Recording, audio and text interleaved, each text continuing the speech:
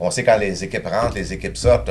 On a quoi, 200 comment de jours de tranchées? 200 quelques jours de 220 tranchées. jours de tranchées planifiés avec Kinross, avec nos projets à nous autres, dans Mackenzie, dans d'autres projets alentours. Donc, un été On a occupé. entre 5 000 et 10 000 mètres Ouais. à cette année Puma, avec ses partenaires, puis juste Puma environ. Pas de vacances cet à faire. été, hein? Oh, ouais, mais ouais, écoute, tout est installé, je peux y aller. Là. Je vais être correct. Là. Ben, pour revenir à Kinross aussi, Ouais. parce que là, vous l'avez dit, c'est le premier majeur qui vient jeter un coup d'œil au Nouveau-Brunswick. Fait que, qu'est-ce que ça veut dire, ça, pour la région? On sait que ça a des répercussions énormes pour vous, parce que là, on parle d'un projet qui va probablement aller à vitesse lumière, sous ta gestion aussi. Ouais. Mais Kinross qui vient s'impliquer dans le secteur à travers vous, c'est quelque chose que les gens de Nouveau-Brunswick doivent être contents, puis autant vos actionnaires. Ben, est-ce qu'ils vont comme. Je pense que Louis-David, à un certain point, il faut savoir c'est quoi que Kinross se voit impliqué dans le Nouveau-Brunswick. Parce que, tu sais, peut-être, ils disent on n'a pas ni Puma. C'est la meilleure compagnie qui est sur le terrain en ce moment. On va travailler en arrière de eux. On va travailler avec eux ou on va regarder toutes les autres opportunités. Puis ça, est-ce que vous le savez? Est-ce que vous savez s'ils regardent qu'est-ce qui se passe dans le Nouveau-Brunswick? Mais qu'est-ce que ça veut dire une majeure qui vient dans votre secteur et qui s'implique avec vous? Là? Pour l'investisseur, lui, il sait qu'en ce moment, ça fait des financements, ça avance le projet, mais tu sais, il y a une signification, là. C'est majeur. On a eu un souper payé par le ministre des Ressources naturelles. Là. Ils sont bien contents qu'il soit là, ça c'est Ok, clair. parfait. Parce que, tu sais, grosso modo, ce qu'on montre aussi, c'est que nous, on a une place choyée au Nouveau-Brunswick. Comme je disais, ça fait 20 ans qu'on est là. On a investi beaucoup de notre argent. On a créé, avec une filière Canadian Copper qui va mettre plusieurs millions. Ils sont en train d'acheter la mine qui était fermée. On a Kinross qui va mettre au moins 16,75 millions dans un premier temps. Là. Fait que pour eux, c'est du bonbon. Là. Ils trippent bien raide là-dessus. Ils disent « Waouh, il y a de quoi qui s'en vient. » Mais tant et aussi longtemps que le projet n'ira pas à la deuxième vitesse, comme tu dis, ben c'est là que les gens vont s'en rendre compte. Parce que nous, l'investissement présentement de Kinross de 16,5 millions sur 5 ans, c'est vraiment intéressant, mais il y a des années qu'on a fait 5 millions, que eux autres aussi ont 5 millions. Donc, tu sais, dans les retombées à court terme, comme tel, au dépanneur du coin, ça, je veux dire, ça fait pas un gros impact parce que c'est de l'argent que nous, on a réinvesti. Comme là, ils mettent 2 millions cette année, ben probablement que c'est plus moi qui l'aurais mis. Donc, ça a un plus gros impact pour nous. Mais où que ça fait un impact, c'est dans la visibilité de dire, tu sais, quand tu es à Toronto, Vancouver, là, tu parles de Nouveau-Brunswick, ils disent quoi, c'est USA, t'es-tu au Maine? Je veux dire, non, mais c'est des blagues, mais c'est un peu ça. Mais là, tu sais, il y a plusieurs investisseurs qui sont dans Kinross qui nous ont amenés, puis ils ont dit, hey, c'est qui ça? Tu sais, quand ils ont vu la nouvelle, Kinross embarque dans une compagnie, bien là, c'est certain qu'il y a des investisseurs qui sont là, ils disent, ben, que Kinross c'était peut-être, je sais pas, moi, 20, 30 piastres, je sais pas c'est quoi, à 200 piastres, je sais pas c'est quoi qui trade, mais puis depuis moi à 8 cents, ben, j'ai peut-être des chances qu'ils vont se faire tu sais, ils vont avoir une bonne appréciation là-dessus. Fait que ça fait beaucoup de... C'est plutôt une étampe de dire, il n'y a pas juste plus moi qui y crois. Parce que si Kinross vient dans le secteur... Pour l'instant. Parce qu'il y a aussi, en parallèle, mais peut-être à une échelle plus petite, c'est que tu as beaucoup de juniors aussi, là maintenant, où que nous on est, où la propriété est William Brook, mais là on voit que comme d'autres compagnies qui s'installent de plus en plus, fait qu'ils font beaucoup référence à Puma, Kinross aussi. Fait que à petite échelle, il y a quand même beaucoup d'autres compagnies qui deviennent de plus en plus actives. Donc ça c'est intéressant ça aussi. Je connais pas qui se trouve dans ce coin-là. Non, pas pantoute, parce que, comme je dis, ça fait 20 ans qu'on est là. On a commencé à trouver le projet en 2019. En 2025, les claims qu'on voulait prendre, on les a déjà pas mal ramassés. Puis l'avantage, c'est ça. Il y a eu un petit rush en 2000, c'est drôle, parce qu'il y a eu un petit rush en 2021 quand on a fait le tour de la découverte. Nous, on appelle là les prospecteurs proximètres. Les proximètres, c'est rien que ceux qui ramassent alentour. Mais les autres, ils ont ramassé des claims. Mais nous, on avait notre plan de match. On n'a pas commencé à ramasser tout le monde. On a fait nos travaux. Puis les claims, c'est bon 2 ans si tu ne fais pas de travaux. Fait que en 21, en 2023, 2024, ça a retombé. Fait qu'on a ramassé d'autres claims qui étaient là au lieu de signer des ententes ou faire d'autres choses. Puis là, il y a eu un petit creux de vague. On vient de ramasser un paquet de claims juste à côté de la mine Caribou. Il y a eu des lousses. Mais quand on a annoncé en octobre, mais Dominique a totalement raison. Il y avait déjà Fancam qui ont ramassé, je ne sais pas combien d'hectares. Il y a Magnaterra, il y a Oulukulugo, je ne sais pas trop quoi. Il y a plusieurs maintenant compagnies qui ont vu le potentiel, puis ils sont ramassés des blocs de claims.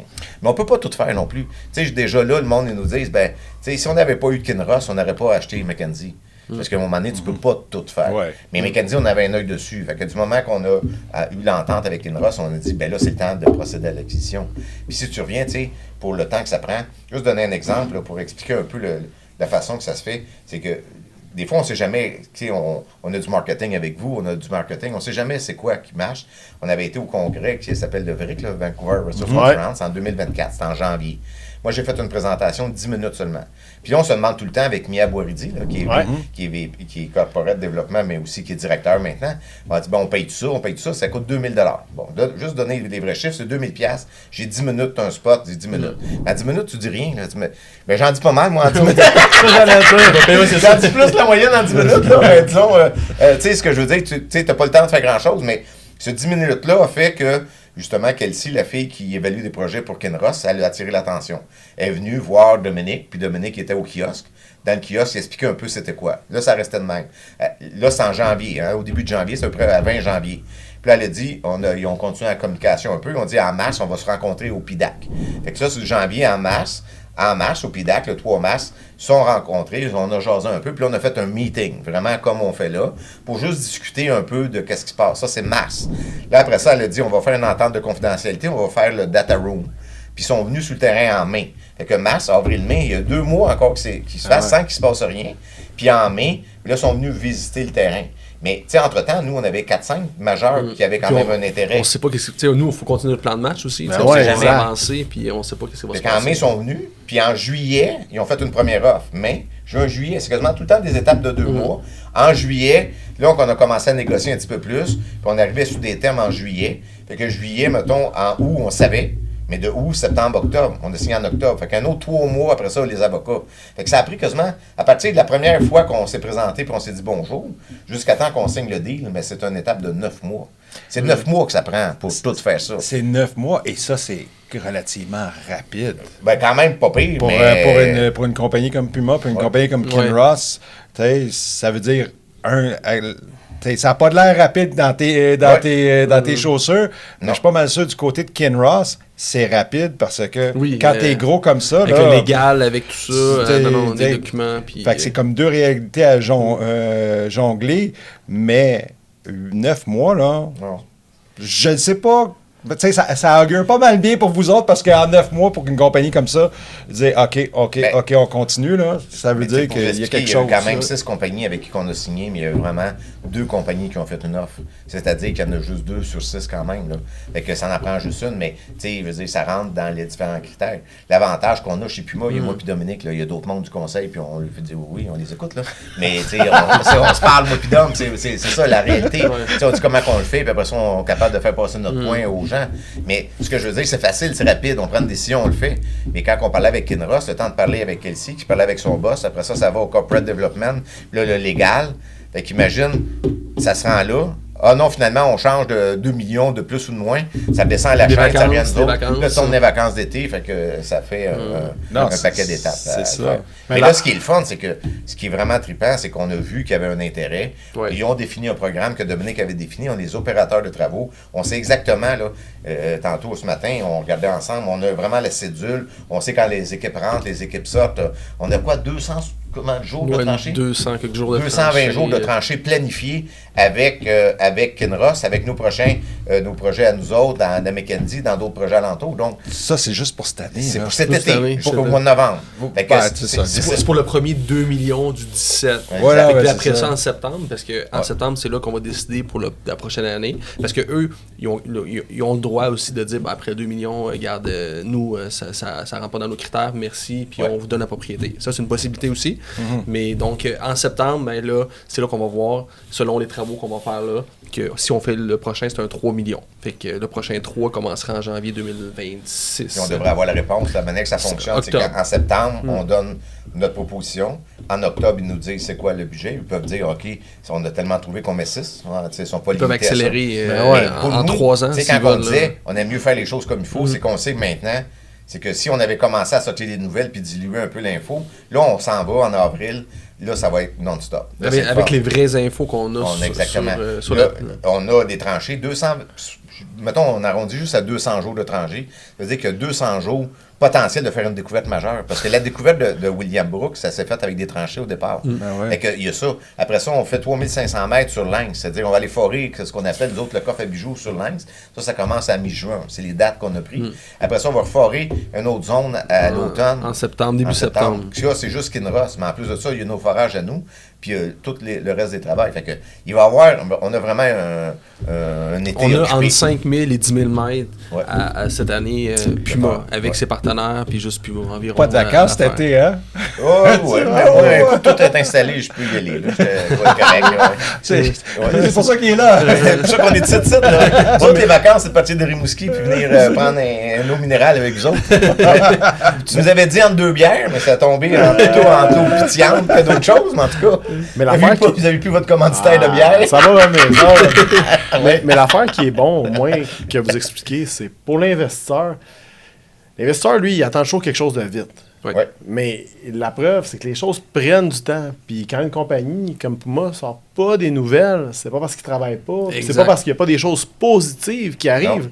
Au contraire, c'est probablement parce qu'il y a peut-être des affaires positives qui passent. Fait que comme tu disais tantôt, c'est un long-term play, mais en même temps, c'est des choses qui prennent du temps. Fait que l'investisseur, quand il regarde le prix d'action aujourd'hui à 8 sous, là, lui, il n'a pas besoin d'être découragé. Là. Il pourrait rester là 1 mois, 2 mois, 3 mois. Parce qu'après ça, comme tu disais, à 200 jours de tranchée, là, tu fais une découverte, là, et ça peut être... après ça, Ken Ross, l'an prochain, décide de mettre un 5 millions, il décide d'accélérer. Parce que là, il est à 10%, mais dans les financements subséquents, ben, il va t'arrêter au même montant, puis éventuellement, mais il peut aller à 20%, on ne sait pas. Mais à 8 cents, c'est un deal incroyable. Ça, c'est sans compter le travail que vous allez faire sur Lynx, le travail que vous allez faire sur Mackenzie. C'est ça, là, c'est qu'à un moment donné, tout ça se prépare.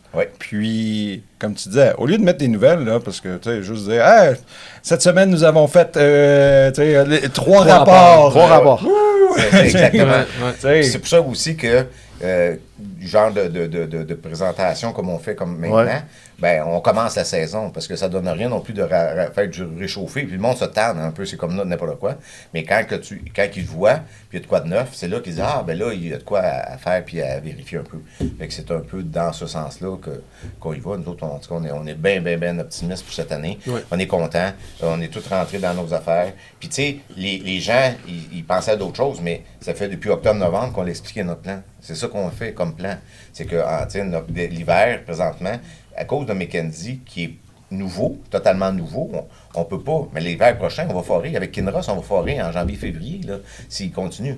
On n'attendra pas en juin. Là, c'est juste parce qu'ils veulent mettre les experts. Mais l'année prochaine, si, mettons, en septembre, on dit, OK, on va mettre 3 millions. Sur le 3 millions, Dominique va dire, on met 10 000 mètres de forage. Ils vont discuter ensemble. Mais ça ne commencera pas en juin, là. Ils vont commencer en janvier. Parce qu'il faut qu'ils prennent le temps aussi de voir les données. Parce que, tu sais, si on recule, tantôt, ce qu'on mentionnait, c'est qu'en octobre-novembre, le deal a été finalisé. Mais après ça, tu as la période des fêtes. Mais eux, dans l'année fiscale financière du deal, c'est le janvier 2025. Mais les données, là, il y en a des données. Il y a plusieurs gigs de données, là, de transférer ça. Là, c'est incroyable. Puis eux qui se retrouvent, que nous, ça fait 5 ans qu'on travaille dans ce projet-là. Ils veulent avoir notre compréhension du projet aussi. Donc là, ça fait 2-3 mois qu'ils travaillent dessus. Donc ça prend du temps, c'est normal. Fait que on va arriver ensemble en même temps. Puis d'ailleurs, ils viennent la semaine prochaine faire une visite de la Carotech, travailler sur la modélisation 3D ensemble pour préparer les sites de forage. Déjà, la drill va arriver en début juin. Fait que on arrive en avril-mai, c'est dans 2 mois. Là, fait que ça va vite. Là.